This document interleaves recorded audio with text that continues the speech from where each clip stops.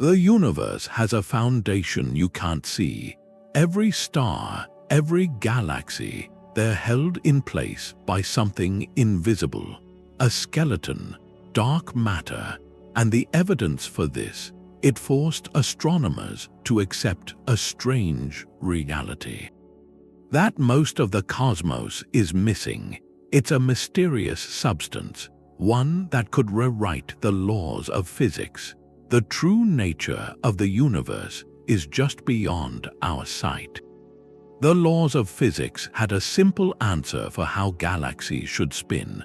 Vera Rubin looked at spiral galaxies, how they rotate. You think of our solar system. Mercury, close to the Sun, moves very fast. Neptune, far out, moves slowly. That's gravity. The closer you are to the mass, the faster you orbit. So a galaxy should work the same. Stars near the core should be moving quickly. Stars out at the edges, where it's sparse, should be moving slowly. Rubin and Kent Ford measured this. They used a spectrometer on starlight. The Doppler shift told them the speed. What they found, it wasn't just surprising. It overturned the expectation. The data was clear. Stars on the outskirts were orbiting as fast as stars near the center. The rotation curve was flat. From the core to the halo, the speed was constant. That's the galaxy rotation problem. The visible mass, the stars and gas, couldn't create enough gravity for those outer stars. At those speeds, they should have been thrown off, like mud from a tire. The only explanation was more mass, a lot more. Surrounding the whole bright galaxy had to be a huge, invisible sphere of something. This something had gravity anchoring the stars. Vera Rubin's work gave the first solid evidence. The universe is mostly made of something we can't see. It forced a truth. What we see at night, all the glittering lights, that's just the decoration. The real structure, what holds it together, is in the dark. This invisible structure, this gravitational framework, has a name, but what are we actually naming? Dark matter isn't just a poetic term for empty space. It's not a bunch of black holes made from regular material. It's a specific, proposed form of matter that's fundamentally different from anything you've ever touched. It doesn't emit light, it doesn't absorb light, it doesn't reflect light. It's completely transparent to every kind of light we know, from radio waves to gamma rays. The only way we know it's there is because it pushes and pulls on the things we can see. Its gravity tugs on stars, it bends the path of light, and it dictates how galaxies cluster together in that vast cosmic web. You're in a dark room and you can hear the wind, you see the curtains billowing, you feel a cool breeze, but you can't see the air itself. You know it's there because of its effects. Dark matter is that cosmic wind. We see its effects in the whirling of galaxies and the bending of starlight, but the substance itself stays hidden. That leads to a distinction. The matter that makes up you and me, our planet, every star, is called baryonic matter. Protons, neutrons, electrons. This familiar stuff interacts through all the forces. Gravity, electromagnetism, which gives us light and chemistry, and the strong and weak nuclear forces. Dark matter seems to play by different rules. As far as we can tell, it ignores electromagnetism completely. That's why it's dark. It might interact through gravity and possibly the weak nuclear force, but that's it. That makes it fantastically slippery, passing through our planet and our detectors as if they weren't even there. So if it's not any particle we know, what could it be? The leading idea is that dark matter is made of unknown elementary particles. These would be relics. Frozen fossils from the universe's first moments, long before the first stars ignited. They are the universe's original architects, forming the unseen framework upon which all the glittering structures of light were later hung.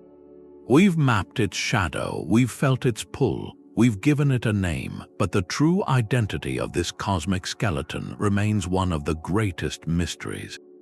The proof for this cosmic skeleton is written in light. Light from a distant galaxy travels for billions of years. It moves in a straight line through the void. Then it nears a massive cluster of galaxies, and here space itself is curved. The immense gravity of the cluster acts like a lens. It bends the path of that ancient starlight. That's gravitational lensing. It's a prediction from Einstein's theory where mass warps spacetime. So what we see through our telescopes isn't the galaxy as it truly is. It's stretched, it's smeared into brilliant arcs, and sometimes if the alignment is perfect, you get a complete ring of light encircling the cluster. A cosmic mirage, but there's a mystery inside that mirage. When astronomers measure the distortion, when they calculate the mass needed to bend light that much, the numbers don't add up. The visible galaxies in the cluster, all their stars and gas, they just don't have enough gravity. They're far too light to create such a powerful lens. So the only explanation is that the cluster sits inside a vast, invisible halo of something far more massive, dark matter. Its gravity is the main force warping space.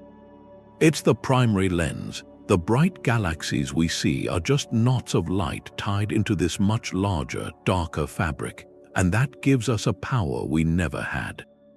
We can map the invisible. By studying the intricate patterns of the distorted background galaxies, astronomers can trace the shape of the dark matter halo.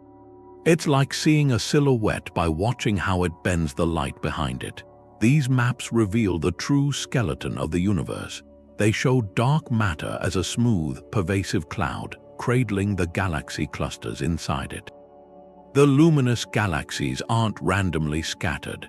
They follow the contours of this unseen foundation, drawn into the densest knots of the dark matter web. So gravitational lensing turns the universe into a natural laboratory. It gives us the most direct evidence that dark matter is a physical reality shaping the cosmos. We're not just inferring its presence from the motion of stars anymore. We're seeing its gravitational hand at work, sculpting the images of the distant universe. It's a silent, colossal architecture, revealed only by the way it twists the paths of ancient light. To find where this all started, you have to look at the oldest light we can see. A faint, cold glow that's everywhere, the cosmic microwave background. It's a fossil, an imprint from when the universe was just this hot, dense soup of particles, only 380,000 years old. When that light was finally set free, the universe became transparent, and that ancient snapshot, that baby picture, holds the key to the cosmic skeleton.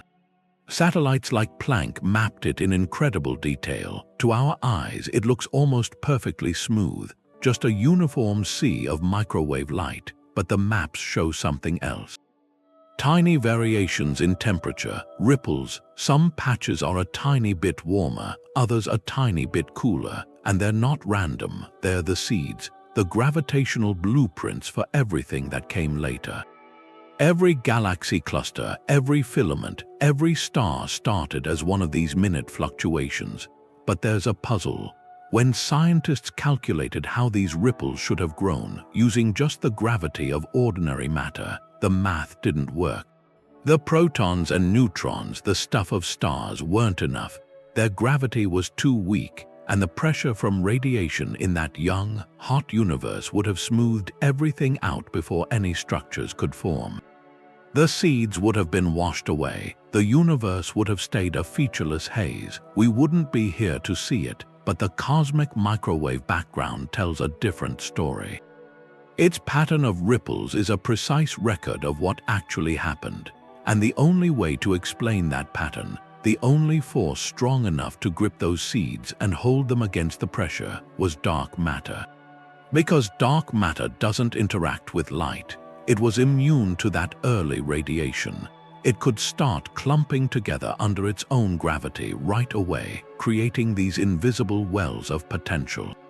Places where gravity was a little stronger, and then ordinary matter, the future stars and galaxies, was drawn into those pre-existing dark matter wells. The cosmic skeleton formed first. The blueprint was drawn in dark matter. Then the luminous universe, the world of light, just filled in the lines. The data from Planck is clear. For the pattern we see to make sense, dark matter had to outnumber ordinary matter by about 5 to 1. It was the dominant gravitational architect from the very beginning. So this ancient light shows us more than the infant cosmos. It confirms the invisible framework was there at the start. It wasn't an afterthought, it was the foundation. That dark matter skeleton provided the gravitational anchor. It let our beautiful, luminous universe condense out of the formless early fire. Without it, the seeds of structure would have been lost. And the night sky would be truly, utterly dark. We can't run the universe in a lab, so we do the next best thing. We build one inside a supercomputer. Cosmologists start with the rules, the laws of gravity, the initial conditions from that ancient light, the cosmic microwave background, and a universe filled mostly with dark matter. They set it running, billions of particles, each one a clump of dark matter placed in a virtual cosmos. Then they let gravity work for billions of simulated years. What comes out is this structure that just emerges. It starts almost smooth, but those tiny ripples, the seeds from the ancient light, they start to grow. Gravity pulls the dark matter particles toward the densest spots. They begin to cluster. Over eons, a pattern comes out. It's not a random scatter. It's not a uniform spread. It's a web, a vast three-dimensional lattice, dark matter filaments, thick ropes of invisible mass stretching across the emptiness, and where these filaments cross, they knot together into dense nodes like cosmic intersections. That's the cosmic web, the dark matter skeleton that theory predicted, built by gravity, revealed in silicon. But a skeleton is just a framework. It needs flesh, so the simulation adds the ordinary matter, the gas that will become stars, and then something happens. That gas, pulled by the gravity of the dark web, it doesn't just fall randomly. It flows. It streams along those invisible filaments, like water through riverbeds that gravity carved. The gas follows the dark matter highways. It rushes toward the intersections, the nodes of the web. There, in those deep gravitational wells, the gas piles up. It collides, it heats up, and then it cools. As it cools, it condenses. It fragments into clouds, and from those clouds, galaxies are born, not everywhere, but precisely where the dark matter framework is strongest. The simulation shows a universe taking shape. First, the dark matter web, silent and invisible. Then, shining along its strands, the galaxies ignite, one after another, tracing out the skeleton in light. The most profound part is when they compare these digital universes to our own. To the maps of galaxy clusters from the giant telescopes, the match is stunning. The simulated cosmic web, built on dark matter, it reproduces the observed universe. In great detail, the great walls of galaxies, the vast voids between them, the delicate filaments connecting clusters, it all emerges from the math, and this tells us something. Dark matter isn't just a passenger, it's the architect. It laid down the gravitational blueprint first. It decided where the cities of light would be built. The luminous universe we see, with all its splendor, is just following the contours of an invisible foundation. We are living in the glowing aftermath of a dark matter construction project that began over 13 billion years ago. Theory and simulation needed a real test, something out in the cosmos. We found that test in the Bullet cluster. It's what's left after two galaxy clusters collided. Each one had hundreds of galaxies. They hit at an incredible speed. A cosmic wreck, and it gave us the clearest view of the dark matter skeleton we've ever had. To see it, you look at what happens in a crash like that. A cluster has two main parts, the galaxies themselves, hundreds of them, but they're mostly empty space. And then there's the gas, a huge cloud of superheated gas between the galaxies. It glows in X-rays. When these clusters collide, the galaxies, they're so far apart, They mostly just pass right through each other, like two swarms of bees. But the gas clouds, they're different. They're diffuse, they interact, they slam together. That creates huge friction. They heat up even more and they slow down. They get stuck right in the middle, so after the crash there's a separation. The galaxies from both clusters have moved on. They keep going, but the hot gas, the bulk of the normal matter, gets left behind. Piled up in the center, X-ray telescopes saw that. 2 lobes of searing gas stalled there, but then astronomers did something else. They mapped the total mass using gravitational lensing to see where the gravity was, and the result was stunning. The peak of the mass, the strongest gravity, wasn't in the center with the gas. It was out with the galaxies that had moved on. Most of the mass had just passed through the collision, unaffected. It kept going. That's the smoking gun. That separated mass can't be the hot gas. The gas got stuck. It can't be the stars in the galaxies. Stars alone don't have enough mass. The only thing left is the dark matter. The dark matter halos around each cluster. And because dark matter doesn't interact with anything except gravity, it felt no friction. It didn't slow down. It just kept going, carrying the galaxies with it. In the bullet cluster, we see the dark matter skeleton literally pulled apart from the ordinary matter. A direct observation that most of the stuff in the universe is something else. Something fundamentally dark. This one observation deals a powerful blow to other ideas. Ideas that try to explain galaxy motions by changing the laws of gravity. Because here, gravity and visible matter are in 2 different places. You can't explain that by tweaking the math. You need a separate, invisible substance that carries the mass. The bullet cluster shows the dark matter skeleton isn't just theory. It's a physical thing with its own location. It can be mapped, it can be weighed. And in the chaos of a cosmic collision, it shows what it is: silent, massive, and utterly indifferent to the luminous world it holds together. We have the skeleton. Mapped by its shadow, by its gravity, but what it's made of. If dark matter is a particle, what kind of particle could it be? For decades, the leading candidate has been a class of particle with a fittingly elusive name. The WIMP, a weakly interacting massive particle. The idea is elegant. In the early universe, all sorts of exotic particles were created. Most annihilated with their opposites and vanished. But if a particle interacts only very weakly through gravity and maybe the weak nuclear force, it could have survived. A cosmic relic, frozen out from that hot soup, left drifting through the cosmos ever since.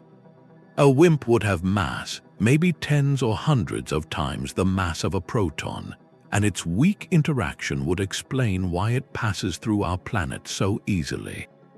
Billions of these particles could be streaming through you every second, leaving no trace. The hunt for WIMP is a story of extraordinary patience. Scientists build detectors and place them deep underground. In old mines beneath mountains, they need that rock overhead to shield the detector from cosmic rays, the constant rain of ordinary particles from space. In that profound quiet, they wait for a tiny tremor. The hope is that very rarely a WIMP might bump into the nucleus of an atom in the detector, just a whisper of a collision. They use ultra-pure crystals or vats of liquid xenon, chilled to extreme temperatures, and they wait for years. So far, the detectors have heard only silence. No confirmed bump. This doesn't rule WIMP out, but it has pushed the possible parameters into narrower, more challenging corners. This silence has made room for another candidate. The Axion, it solves a different puzzle entirely, a deep symmetry problem in the theory of the strong nuclear force. And as a happy accident, it could also be the dark matter.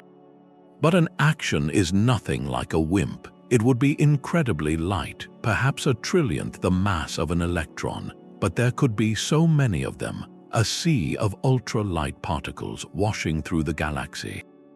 To find an Axion, you don't look for a nuclear bump, you look for a very subtle conversion. In a powerful magnetic field, an action might very, very rarely convert into a photon.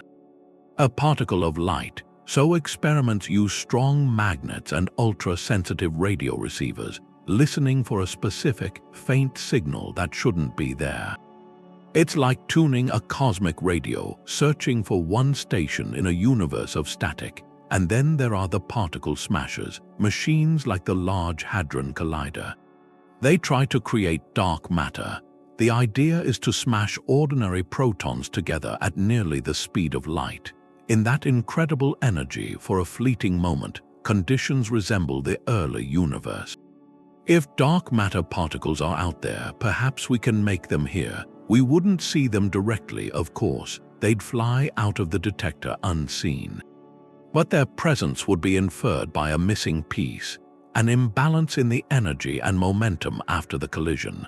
Like deducing a thief was in the room because something valuable is gone, even though you never saw them leave. This is the frontier, underground, in labs, in colossal tunnels beneath the ground. The search for the dark matter particle is more than a technical challenge. It is a direct probe into the unknown laws of the universe. The standard model of particle physics, our most successful theory of matter and forces, is beautifully complete for the world we see. But it has no room for dark matter. Finding its identity would be a crack in that model, a doorway into a much larger hidden reality. The quest isn't just to find a missing piece of the cosmos. It's to discover an entirely new chapter in the book of physics, one written in particles we have yet to name. The silence in those detectors, its data. Down under mountains, in old rock tunnels, the most patient experiments on Earth are just listening, not to make anything but to catch something, to intercept a piece of the cosmic skeleton as it streams right through the planet. That's direct detection, and it works on a staggering idea, that right now, as you hear this, a wind of dark matter is passing through you, through the floor, the ground, everything. It feels no friction. To these particles, the Earth is barely even there. But in a few special places, scientists build traps, not cages, but zones of extreme sensitivity. Experiments called Xeno-NNT, Lux Zeppelin. At their core is a tank of ultra-pure liquid xenon, a heavy, noble element kept in perfect darkness and cold, and that tank is wrapped in layers of shielding. Water, lead, copper, to block out the constant noise of natural radioactivity from the rock, even from the air.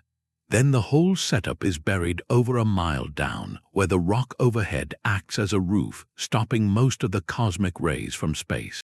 The goal is a silence so deep it's almost unnatural, a quiet deeper than anything on the surface, and into that silence they wait for a whisper. The idea is that very, very rarely, one of the countless dark matter particles flowing through might do the unthinkable. It might actually interact, not with an electron that's easy to move, but with the nucleus itself, the heart of the atom. If a heavy dark matter particle, like a WIMP, struck a xenon nucleus, it would give it the faintest nudge. A recoil. In that pure, cold liquid, that jolt would create two signals. First, a quick flash of light from the disturbance. Then, as electrons are freed, a small pulse of electrical charge. The detectors are built to see both signals in exact coincidence and to pinpoint where in the tank they happened. That dual signature is the key. It helps separate a possible dark matter event from the leftover background noise, from stray radioactive decays that might mimic one signal but rarely both. The challenge is almost beyond comprehension. The expected signal is vanishingly small. It's like trying to hear a single snowflake land on a roof during a hurricane while you're buried underground. For years, these experiments have run, collecting data, listening in the dark, and so far the definitive signal hasn't come, no confirmed bump in the night. But this absence isn't failure, it's a process of elimination on a cosmic scale. With each new, more sensitive run, they rule out vast swaths of possibility. They tell the theorists it can't be a particle with this mass or that interaction strength. They're drawing a map of the unknown by shading out where the monster is not. The hunt goes on, with ever larger tanks of xenon, with new materials like supercooled silicon crystals, with strategies getting more ingenious each year. They're listening for a whisper that would rewrite physics, and the act of listening itself, of keeping that profound vigilance in the deep places of the world, it's a testament to a deep human curiosity. We're building ears to hear the shape of the invisible. Some people listen in silence, others watch the sky. They're looking for echoes. If dark matter is made of particles, and those particles are their own opposites, then in the densest parts of space, two of them could meet. They'd annihilate, turn into a flash of energy, into things we can actually see. Gamma rays, that's the most energetic light or streams of cosmic particles. Positrons, for instance, the antimatter version of electrons, that's the idea behind indirect detection. We're not trying to catch the dark matter, we're looking for what's left after it destroys itself. It's like being in a dark forest at night. You're listening for an animal you can't see. Direct detection is sitting still, hoping it touches you. Indirect detection is listening for its footsteps, or finding its tracks in the mud. We're searching for the footprints dark matter might leave. Our tools are telescopes, but not for looking at stars. The Fermi Gamma Ray Space Telescope scans the whole sky. It's looking for those powerful gamma ray photons. Scientists point it where the dark matter should be thickest. The centers of galaxies, where the invisible halo is densest, or at dwarf spheroidal galaxies. These are tiny, faint satellites of the Milky Way. They're interesting because they're dominated by dark matter. Very few stars, but a huge gravitational pull. They're basically clumps of the cosmic skeleton with just a little light attached. If dark matter annihilates anywhere, the signal should be cleanest there. Easier to separate from the background noise. The data has given us hints. There's a faint, diffuse glow of gamma rays from the center of our galaxy. Could some of that be dark matter particles annihilating? It's possible, but the galactic center is crowded, full of pulsars and other things that also make gamma rays. Pulling a dark matter signal out of that noise is a major challenge. Meanwhile, closer to home, there's another experiment. On the side of the International Space Station is the Alpha Magnetic Spectrometer. It's not a telescope, it's a particle detector. It counts cosmic rays, sorts them by type. It's looking for an anomaly, a surprising number of positrons, for example. More than standard astrophysics would predict. An excess like that could be a signature, a whisper that dark matter is decaying or annihilating out there. So far, nothing is conclusive. An excess in one place might be explained by a pulsar somewhere else. A strange signal might have a normal origin, but that's the work. Gathering clues, ruling things out, slowly tightening the net. Every unexplained gamma ray glow, every odd cosmic ray count is a waypoint. It tells us where to look next. What kind of particle might leave that shadow? The hunt isn't just in the quiet underground. It's also in the high-energy chatter of the cosmos, listening for the faint echo of an invisible universe interacting with itself. The ultimate proof of the skeleton's purpose is found in the first light, in the cosmic dark ages, that period after the initial fireball cooled, but before the first stars turned on. For hundreds of millions of years, it was just a featureless sea of dark gas, hydrogen and helium drifting in an endless night. No galaxies, no stars. No light, just darkness, and in that darkness the only structure was the dark matter.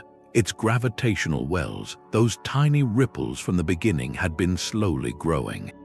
Pulling in more dark matter, deepening the wells, creating the first halos. These were the nurseries, the essential cradles. Without them, the gas would have just drifted forever.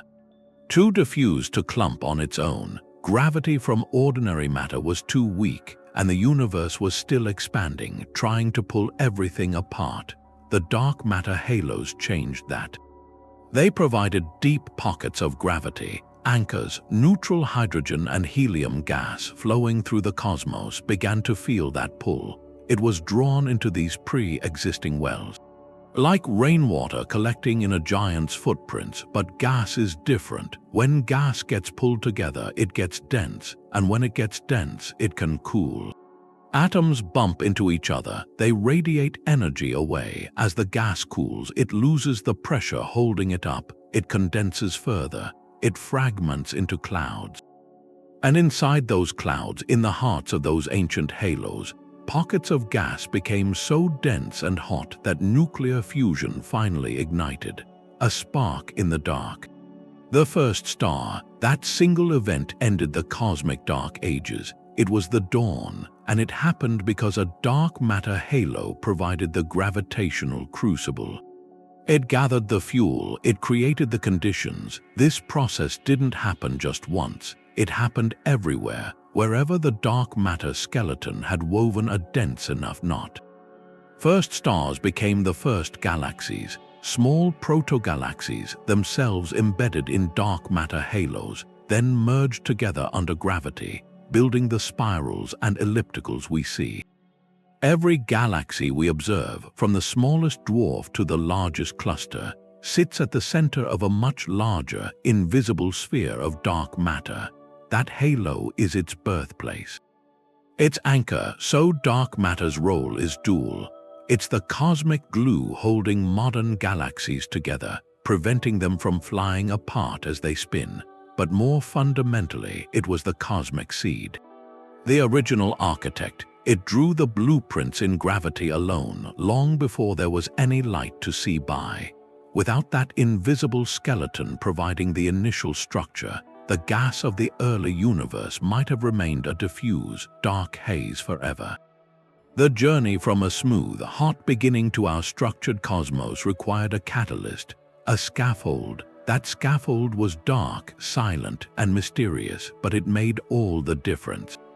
It sparked the dawn, and it continues to hold up the night. A galaxy isn't an island of light, it's more like a city. You see the downtown core through a telescope. The bright bulge, the spiral arms with new stars, but a city sits inside a much larger area. Suburbs, highways, all the infrastructure that supports the center. For a galaxy, that's the dark matter halo, an invisible sphere that wraps around the whole luminous city. It goes hundreds of thousands of light years past the visible edge.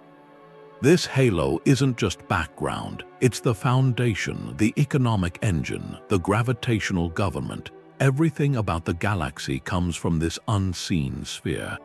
Its shape, the speed of its stars, the halo has a specific architecture. It's not a solid shell, not a uniform cloud. Its density is highest right at the center, in the galactic downtown.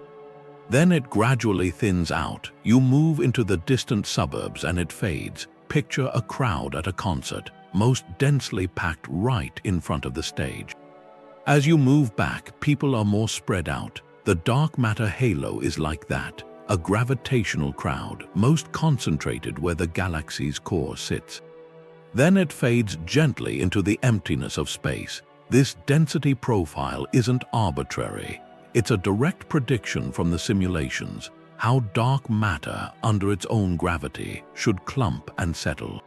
And this specific fall-off in density creates the flat rotation curves Vera Rubin saw. Stars far out in the galactic suburbs orbit just as fast as downtown stars. Because they're still deep inside the halo's gravitational influence, they're not orbiting just the visible mass at the center. They're orbiting the entire, massive, invisible sphere. This gravitational hand shapes the galaxy. Take a spiral galaxy like the Milky Way. Why does it have those sweeping arms? The detailed dynamics involve stars and gas dancing. But the overall stability of that disk, its ability to hold that shape for billions of years, is enforced by the dark matter halo. The halo acts as a stabilizing scaffold. It keeps the disk from wobbling too much, from flying apart. It's the reason a galaxy can keep its delicate structure across cosmic time, even a galaxy's shape. Whether it becomes a spiral, an elliptical, or an irregular blob, That's influenced by the history of its dark matter halo, how it formed, if it merged with other halos, how much angular momentum it had. The halo is the mold. The luminous galaxy is the material that cools and settles inside it. This is why mapping these invisible spheres is crucial. Astronomers don't just want to know dark matter is there. They want to measure its exact distribution around thousands of galaxies. They use the motions of stars, the bending of light from gravitational lensing, the orbits of small satellite galaxies to weigh the halo and chart its shape. Every new measurement is a test. Does the real, observed halo match what the theories and simulations predict? So far, there's remarkable agreement, but also some intriguing puzzles. Some dwarf galaxies seem to have halos that are too dense in their centers. Others appear to be missing the expected number of satellite galaxies. These aren't failures. They're clues. They might be telling us something new about how dark matter behaves on small scales, or about the violent, merging history of galaxies. By studying the detailed profile of these halos, we are reading the biography of the galaxy itself, how the invisible skeleton grew, how it gathered its luminous flesh. What forces have shaped it over an almost unimaginable span of time? The halo is the true container of a galaxy's story. Our galactic city should have a lot of small towns around it. The simulations show that you run a universe forward starting with dark matter, and you don't just get one big halo for a galaxy. You get a swarm, thousands of smaller clumps, subhalos orbiting the main one. And the theory says many of these should have been big enough to pull in gas and ignite stars. They should have become tiny, faint dwarf galaxies scattered around the outskirts. So we went looking for them, and what we found was a quiet neighborhood. Only a few dozen confirmed dwarfs, not thousands. That's the missing satellites problem. A gap between what the models predict and what we actually see. It's a tension, a clue that our story might be incomplete. The skeleton is there, but the luminous flesh didn't grow where we expected. So where did all those small halos go? One answer is they're still there, but they're completely dark. A dark matter subhalo with no stars, like a ghost town. The foundations are laid, the roads are built, but no one ever moved in. These halos may have been too small, their gravity too weak to hold onto the gas to make stars. Or maybe the gas was blown away early on. The first stars exploded as supernova. Those blasts create powerful winds. For a tiny, fragile halo, that wind could have been like a hurricane scouring a village clean. It could have blown all the star-forming gas right out into space, leaving just the dark matter skeleton. Another factor is the cosmic ultraviolet background.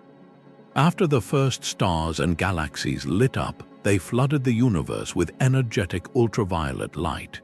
That radiation can heat up the hydrogen gas in the smallest halos, making it too energetic to cool and condense and form stars.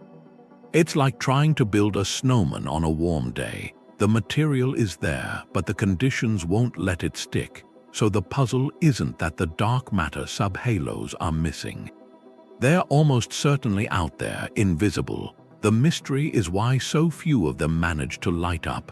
This problem forces you to consider a delicate dance. It's not just about dark matter's gravity.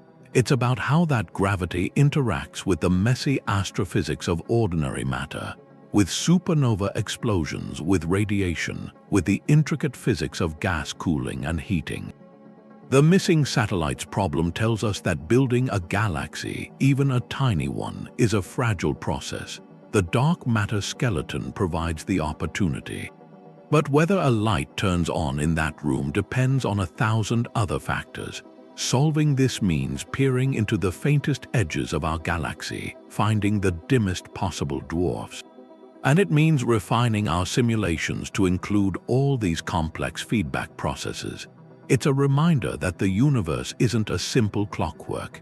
It's a dynamic, sometimes violent, and always intricate system, where the invisible framework sets the stage, but the story of light has its own, more complicated script. The blueprint for the skeleton looked perfect. But then you look at the very center, the heart of the smallest galaxies, and it doesn't match. The simulation says the dark matter halo should be densest right at its core. The density should spike like a sharp mountain peak. That's a cusp. It's what you get from cold, collisionless dark matter piling up under gravity. The math is elegant. It works on the largest scales, the cosmic web, the clusters. But when you point telescopes at certain small galaxies, the faint ones, dwarf spheroidals, you see something else. The stars and gas move like the dark matter isn't a sharp peak. It's more like a gentle hill, a flat core. The gravity in the center is weaker than the cusp predicts. That's the cusp core problem. It's a direct challenge, a tension between the model and what we actually see in these quiet galaxies. If the theory is right about everything else, why does it fail right at the center? One answer brings the story back to light, to ordinary matter. Galaxies aren't just dark matter, they're a mix. The dark matter skeleton makes the gravitational well. But inside that well, stars are born and they die. In supernova, those explosions release huge energy. That energy doesn't just light things up, it stirs the galaxy. It heats the gas, creates chaotic winds that push against everything around. This is where baryonic physics, the behavior of normal matter, might reach out and sculpt the dark matter. Think of a bowl of fine sand. That's the dark matter cusp, a smooth, steep shape. Now drop a heavy marble into the center, over and over. Each impact sends shockwaves, disturbs the pile, flattens the very center. In a galaxy, those repeated impacts are the collective effect of countless supernova, blasting energy into the heart of the dark matter halo. This process is dynamical feedback. It transfers energy from ordinary matter to the dark matter particles. Over billions of years, this churning could smooth out the sharp cusp, turn it into a soft, constant density core. Solving this isn't about discarding dark matter. It's admitting the universe is more connected. It demands more sophisticated models where dark matter and ordinary matter evolve together. Where the luminous, explosive life of a galaxy can reach back and reshape the invisible foundation that gave it birth, the skeleton becomes a dynamic participant. It may not interact with light, but it can feel the reverberations, the thunder from light's creation and destruction. The core of the mystery is a conversation. A silent dialogue between dark and light, written in the slow motion of stars and the hidden contours of gravity. But the skeleton might be an illusion. The problem might not be a missing substance, but a misunderstanding of the force itself. That's the radical alternative, that our theory of gravity, which works so well on Earth and in the solar system, breaks down on the vast scale of galaxies. The proposal is called modified Newtonian dynamics, MOND. The logic is simple. Instead of inventing a new, invisible form of matter to explain galaxy motions, you change the rules of the old one. It suggests Newton's law of gravity, that familiar inverse square law, is only an approximation. It works perfectly in high acceleration environments. Planets orbiting a sun, apples falling to Earth. But in the deep suburbs of a galaxy, where the gravitational pull is incredibly faint, the acceleration dips below a critical threshold. And there, the force of gravity changes. It becomes stronger than Newton predicts, just enough to hold those fast-moving outer stars in place without any extra mass. The appeal is immediate. With a single tweak to the equations, MOND can reproduce the flat rotation curves of spiral galaxies. It solves the very problem that started the search for dark matter. And it does so without invoking any mysterious, undetected particles. It says the skeleton isn't made of dark matter. It's made of a new rule, a rule written into the fabric of space itself. For some galaxies, the fit is remarkably good. But the cosmos is a demanding test, and when you take MOND out of the single galaxy context into the wider universe, it begins to struggle. The bullet cluster, that cosmic collision where the mass and the visible matter were separated. MOND has a very hard time explaining that. In a MOND universe, gravity is tied to the distribution of visible matter. Where the galaxies go, the gravity should go, but the bullet cluster shows the strongest gravity is not with the visible galaxies, it's with something that passed right through. To account for this, proponents of modified gravity have to introduce their own form of unseen mass, something that behaves like a particle, which starts to sound very familiar. Then there's the cosmic microwave background, that ancient snapshot of the infant universe.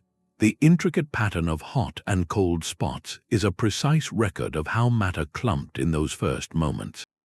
The Standard Model with dark matter predicts that pattern with stunning accuracy. MOND on its own does not. It cannot easily explain how those first structures formed so quickly without the gravitational head start provided by dark matter wells. To match the data, modified gravity theories often have to add extra components or appeal to other unseen fields. This debate is not a weakness of science. It is its engine. The tension between a new particle and a new law of gravity drives progress. It forces both sides to sharpen their predictions, to look for a decisive test. A test that could come from a more precise map of the cosmic web, or from a signal in a deep underground detector. The universe is the final judge, and right now, the weight of evidence from galaxy clusters to the afterglow of the Big Bang still leans toward a universe filled with a mysterious gravitational substance. But the existence of a credible alternative keeps everyone honest. It reminds us that the skeleton we've mapped so carefully might be telling us something even stranger than we first imagined. That the truth could lie in the invisible or in the very rules we thought we knew. The skeleton might not be cold. The standard picture is called dark matter.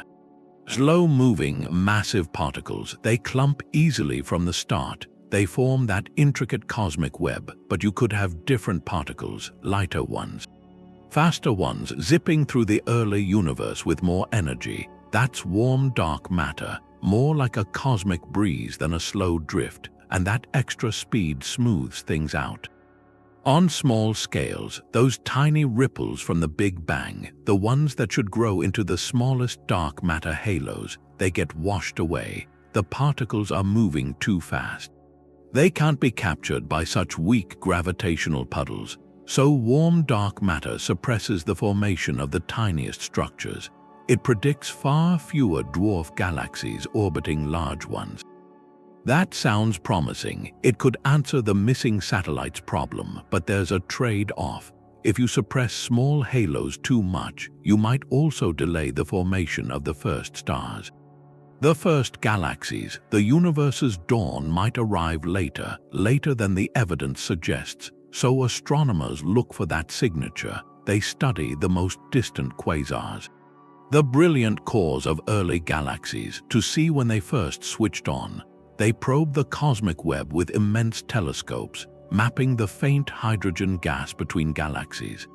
The detailed structure of that intergalactic medium is a fossil record. It holds an imprint of how quickly small structures formed, and that imprint can tell us if the early universe was cold and clumpy or warm and smooth. Then there's fuzzy dark matter, an idea that feels almost like science fiction. Here, the particles are unimaginably light, a billion times lighter than an electron. But there would be a staggering number of them, and at this scale, quantum mechanics takes over. These particles wouldn't act like tiny billiard balls. They'd behave like waves, vast, overlapping quantum waves, vibrating on a galactic scale. This wave-like nature creates a natural size limit. It prevents dark matter from clumping into objects smaller than a few hundred light-years across. It would naturally form soft cores in dwarf galaxies, potentially solving the Cusp core problem without needing supernova. The entire dark matter halo of a galaxy would be a single giant quantum object. A standing wave in the shape of a galaxy. Observational tests for fuzzy dark matter are subtle, incredibly subtle. They involve looking for specific, wispy patterns in the distribution of the first, ultra-faint galaxies, or searching for unique ripples in stellar streams. The torn-apart remains of small galaxies orbiting our own Milky Way. The wave-like interference of fuzzy dark matter would leave a delicate fingerprint on these structures.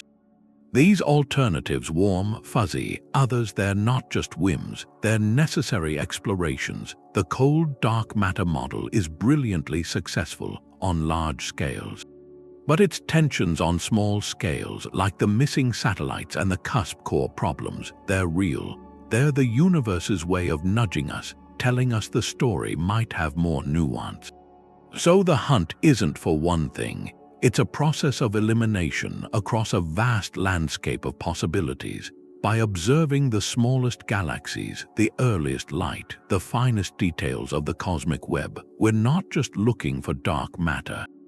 We're listening to its biography, the story of how it moved, how it clumped, how it laid the foundation for everything we see. Each model writes that biography differently.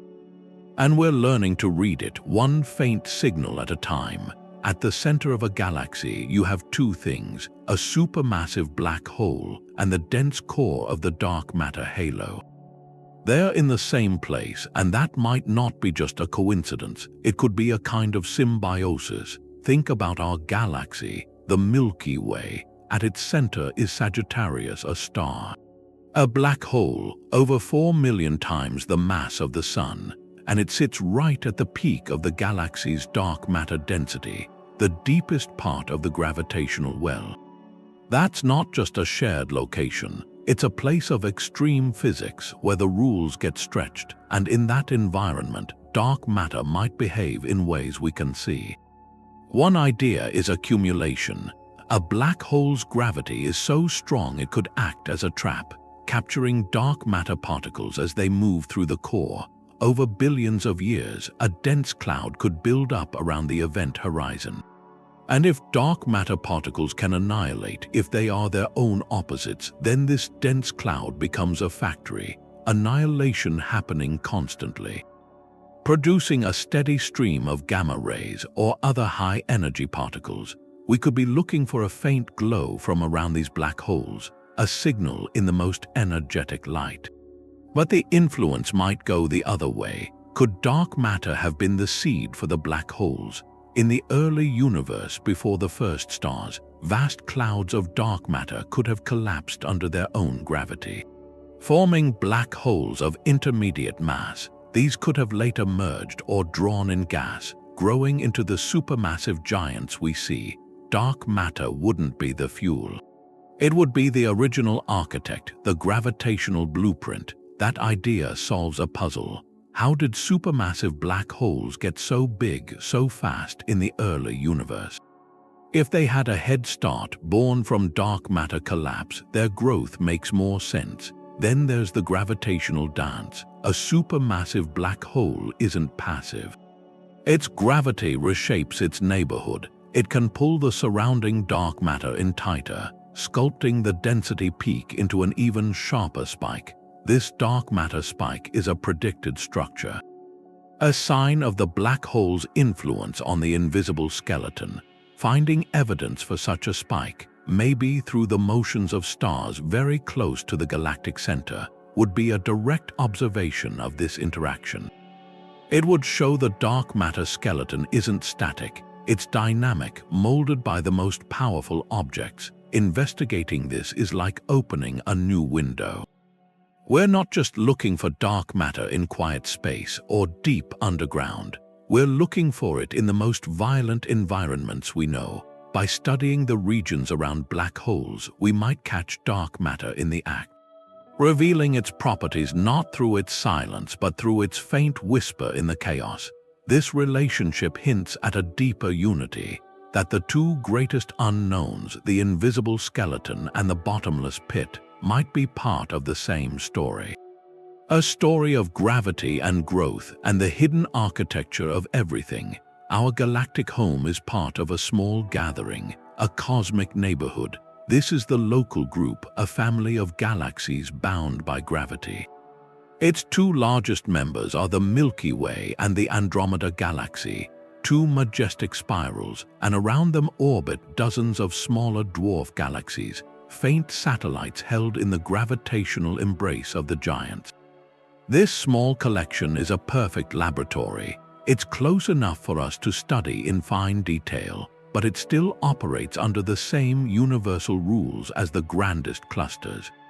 So here we can watch dark matter dynamics play out on a manageable scale, an immense scale but manageable. We can weigh this entire group.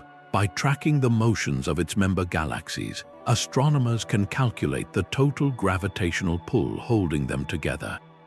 And the result is a staggering number. The combined mass of all the visible stars and gas in the local group is only a tiny fraction of the total. The overwhelming majority, over 90%, is dark matter. It's the invisible glue of our local universe. The dark matter halos of the Milky Way and Andromeda are so vast they're already touching, their outer fringes intermingling in the darkness. And this gives us a unique map, a map of dark matter's distribution, not inferred from distant light bending, but from the actual motions of our galactic neighbors. And this laboratory is about to conduct its most dramatic experiment. The Milky Way and Andromeda are on a collision course. They're moving toward each other at over 250,000 miles per hour. In about 4.5 billion years, they will begin to merge. This isn't a prediction of doom, but a promise of discovery. It's a real-time cosmic test, unfolding on a timescale we can now foresee. This future collision will be a grand replay of events we see elsewhere, like the Bullet Cluster, but it will happen right here in our own backyard. We'll be able to watch, through the eyes of future astronomers, how the dark matter skeletons of two galaxies interact. The stars, like the galaxies in the Bullet Cluster, will mostly pass through one another. Their vast distances preventing direct collisions, but their immense dark matter halos will engage in a gravitational dance. They'll slosh together, merge, and eventually form a new, larger halo.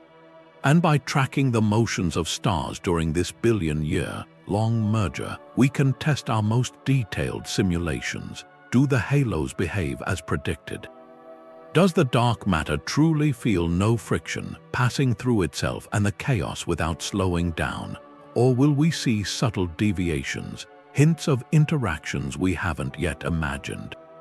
The local group is more than our address. It's a controlled environment where we can observe the rules of the cosmos up close.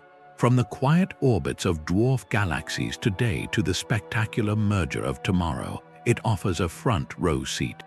A seat to the silent, gravitational forces that build the universe. And by studying this local laboratory, we prepare ourselves to understand the darkest foundations of reality itself. These dwarf spheroidal galaxies, they're the fortresses of dark matter. They orbit the big galaxies like the Milky Way, but they're nothing like them. They're ancient, they're quiet, and they're incredibly faint. You could look right through one with a small telescope and see the stars behind it. They might have 1,000,000 times fewer stars than our galaxy. But that faintness is deceptive. When you measure the motions of those few stars, something shows up. The stars aren't drifting, they're zipping around. At surprisingly high speeds, that's the velocity dispersion. It's a measure of how much the stars' velocities differ. In a system with little gravity, stars would move slowly in similar directions, but in these dwarfs, the high dispersion tells a story. There's a tremendous amount of gravity holding them together, far more than the visible stars can provide. The math gives you a staggering mass-to-light ratio. For every bit of light they emit, they have hundreds, even thousands of times more mass. They're not just dominated by dark matter. They're almost pure dark matter, just a sprinkling of ancient stars to trace the outline that makes them pristine laboratories. In a large galaxy, any signal from dark matter annihilation would be lost. lost in the noise from supernova, pulsars, all the other processes. But in a dwarf spheroidal, the background is almost silent. There's very little else going on. If dark matter particles are annihilating in their cores, the gamma rays would stand out, like a single candle in a dark room. That's why telescopes like Fermi scan them relentlessly, looking for that clean signal, a whisper of high-energy light from a place where almost nothing else shines. And beyond annihilation, these galaxies teach us about the skeleton. The smallest building blocks, they're likely the leftover cores of the first dark matter halos to form. Studying their structure, their shape, how their stars move, it gives us a fossil record. It tells us how dark matter clumped on the smallest scales. Does it form sharp, dense cusps, like the simplest models predict, or do the star's motions suggest softer cores? Maybe hinting at the wave-like nature of fuzzy dark matter, or the stirring from ancient stellar explosions. Each faint dwarf is a data point, a piece of the puzzle. By mapping many of them, you can ask deeper questions. Does dark matter interact with itself, even slightly? If it does, the halos of these dwarfs might be smoother, their edges less sharp. Or does dark matter feel any force from ordinary matter, beyond just gravity, the pristine environment of a dwarf where normal matter is so scarce? It's the perfect place to look. These unassuming smudges of light orbiting in the vast dark, they're more than satellites. They're keepers of the deepest secrets. In their quiet orbits and fast-moving stars, we read the fundamental properties of the invisible universe. They are the fortresses where dark matter, stripped of distractions, reveals its true nature. Galactic collisions test the cosmic skeleton. They show us how dark matter behaves when its halos have to interact. It's not a simple crash. It's a slow, gravitational dance over billions of years. You can picture two huge crowds coming together in a field. The individuals, the stars, are so far apart they almost never touch. They just pass through the gaps, but the atmosphere around each crowd, that's the gas that slams together. It heats up and it glows, and then the social fabric, the thing that holds each crowd together, that's the dark matter halo. It feels the pull, it distorts, but it doesn't dissipate. In a merger, like the one coming for the Milky Way and Andromeda, the dark matter parts will stream past each other first. Their gravity will stretch long tails of stars out into space. It makes these temporary bridges of light, but dark matter feels no friction, so it won't get stuck in the middle like the gas will. It swings through, then it falls back. Over many passes through something called dynamical friction, the two halos lose orbital energy. They slow down. They embrace, and finally they coalesce. They don't just mix, they relax through gravity alone into a new, larger, blended halo, a new gravitational foundation for a new galaxy. And this merger, it does more than make a bigger blob of dark matter. It reshapes the luminous galaxy inside. Those violent gravitational tides can funnel huge amounts of gas toward the galactic center. That sudden influx of fuel can trigger an explosion of new star formation, a starburst. It can also feed the supermassive black holes at the hearts of both galaxies. It can light them up as brilliant quasars. The dark matter skeleton, when it merges, it redistributes the angular momentum of the whole system. It decides the final shape of the new galaxy. Will it be a giant elliptical, a formless ball of old stars, or could it, under the right conditions, reform a disk, become a spiral again? The answer is in the details. In how those invisible halos combined. By studying mergers near and far, we learn the rules of this cosmic construction. We see the dark matter framework isn't a rigid cage. It's a dynamic, evolving thing. It can be stretched, it can be twisted and remade, but through it all, it stays the governing force. It directs the chaos of colliding gas. It dictates the final structure, and it means that even from the most violent encounters, new order can emerge. The fate of every galaxy is written, in part, by the silent mergers of the halos that contain them. The next decade is bringing a new generation of eyes to the cosmos, eyes that are designed to see the invisible. We're about to get an unprecedented surge in technological power for this search for the cosmic skeleton. New observatories are being built from mountaintops in Chile to the quiet of space. Their goal isn't just to look at stars, it's to map the dark architecture that's holding them together. This is the frontier of observation. Our tools are finally catching up to the scale of the mystery. Leading this charge is the Vera Rubin Observatory. It's perched high in the Chilean Andes. Its mission has a breathtaking scope. Every few nights, its enormous mirror and giant camera will capture a panoramic sweep of the southern sky. And it will repeat that process over a decade, building a dynamic, living map of the universe. It will catalog billions of galaxies, but more importantly, by measuring the subtle distortions in the shapes of those galaxies, it will create the most detailed chart of dark matter's distribution ever made.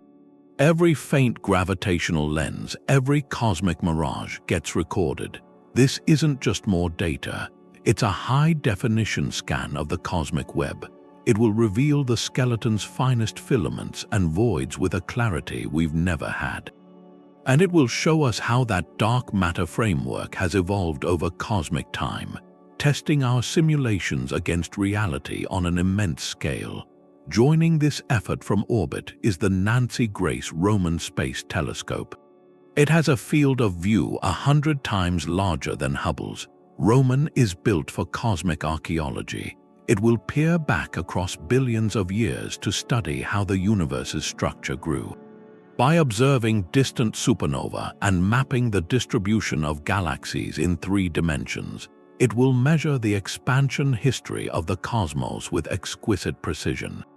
That will tell us how dark energy and dark matter have wrestled over the fate of the universe. Roman's data will tighten the constraints on what dark matter can be, revealing its influence on the growth of everything from galaxy clusters to the vast cosmic voids. While these telescopes map the skeleton's grand structure, the hunt for its fundamental particles is also entering a new era. Deep underground, the next generation of direct detection experiments is taking shape. Projects like Darwin envision vast, multi-ton detectors of liquid xenon. Pushing sensitivity to levels once thought impossible, they aim to create such profound silence and such precise instrumentation that even the faintest whisper of a dark matter particle interaction could not be missed. These are experiments of monumental patience and engineering. They represent our most direct attempt to feel the substance of the skeleton as it flows through our world. Together, these technological marvels form a coordinated assault on the mystery. They promise a decade of discovery, a decade that will either finally detect the dark matter particle or constrain its possible properties so severely that we are forced to a profound crossroads. If, after all this, the detectors remain silent and the maps reveal no new clues, we may have to fundamentally rethink our approach. The skeleton might be telling us it is something even stranger than a particle, or that our understanding of gravity on cosmic scales requires a deeper revision.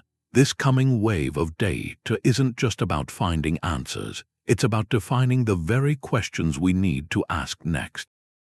This search for the cosmic skeleton, it's more than just a scientific quest. It's a philosophical journey, and it forces a startling truth on us.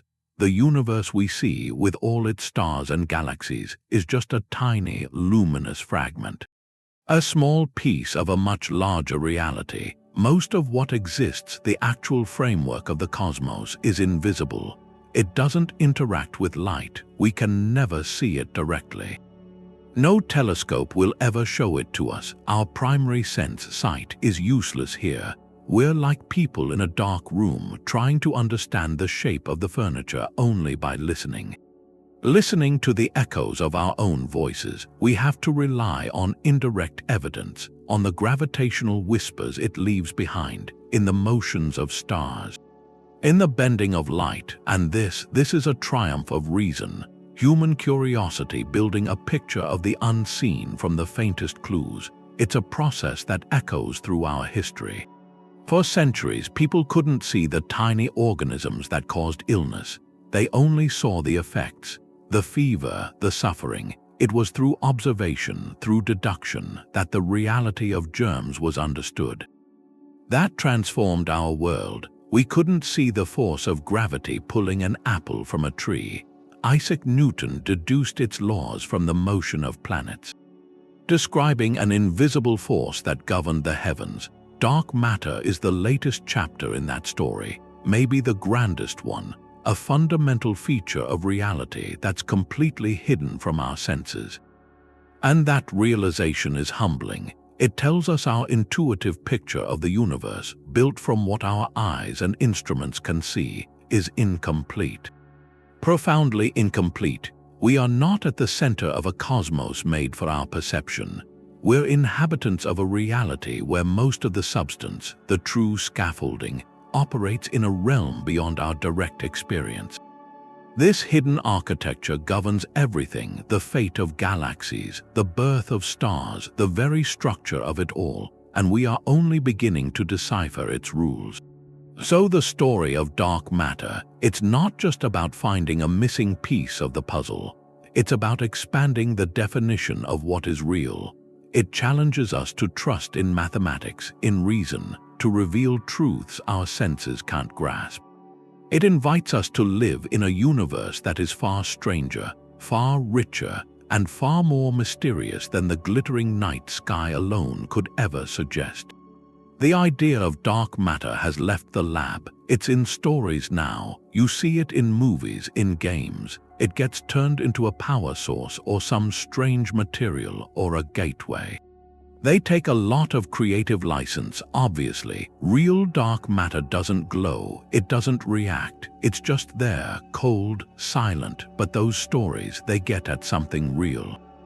They tap into that feeling, the awe, the fact that most of everything is made of something we can't see, something that doesn't behave like normal matter. That's a powerful idea. It's dramatic, it leaves room for the imagination. So when a story has someone using dark energy or flying through a dark matter cloud, it's a shortcut.